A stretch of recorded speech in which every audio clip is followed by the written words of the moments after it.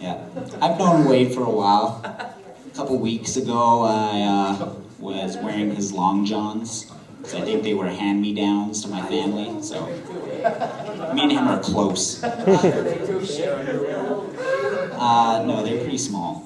But anyways, so most of you, I think, know me, but for those of you that don't, I'm Josh. I help out with youth here. I go to U of A. I'm in my third year of science there. And yeah, so I was born in a Christian home. I have 3 brothers, 2 older, 1 younger. And I went to a Christian school. Yeah, I never really had any struggles there because, you know, in a Christian school, you're all really close with everyone. Everyone is there to talk to you. You don't really get tested by, there's not as much temptation, I think. And so I never really struggled with my faith. And I think that was a problem right after I graduated because most of my friends got right into alcohol and partying. And that was something that really caught me off guard. I didn't expect that at all. I had known these people for most of my life throughout elementary and all high school, and then all of a sudden they're running and doing this, and I just didn't see where that came from. So I didn't know what to do, so I just followed in and I joined in with them and basically abandoned God.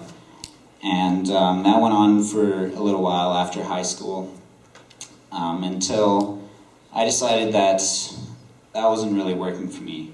And I decided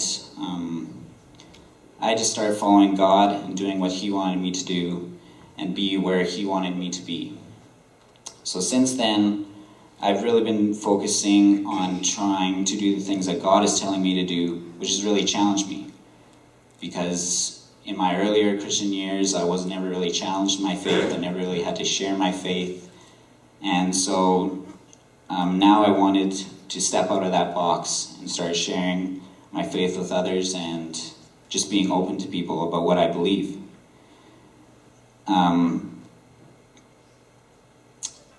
So I was at a Heartland Leaders Conference a little while back, and one of the speakers put it in a really good way. He said, most of the things God tells us to do, we usually don't end up doing them.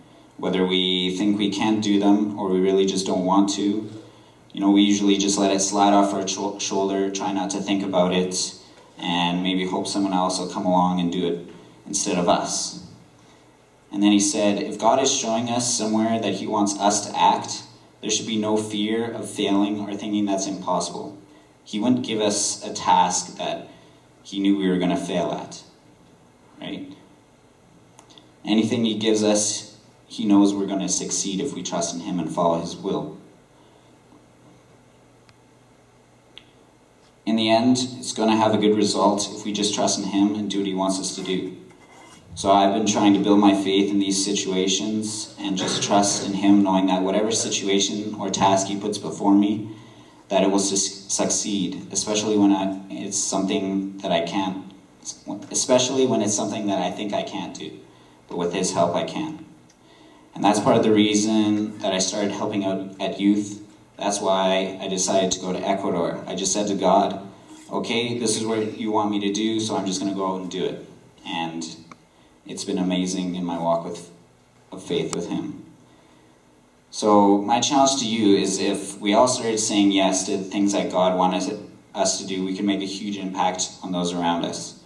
So I just wanted to encourage you guys to trust in God and in His plan and know that whatever He sets before you, you can succeed with Him. Whether it's just to go over and talk to someone you've never met before, or go pray for someone, just to go out and do it, and you'll be amazed at how God works through you and how you'll grow in your relationship with Him. Thanks.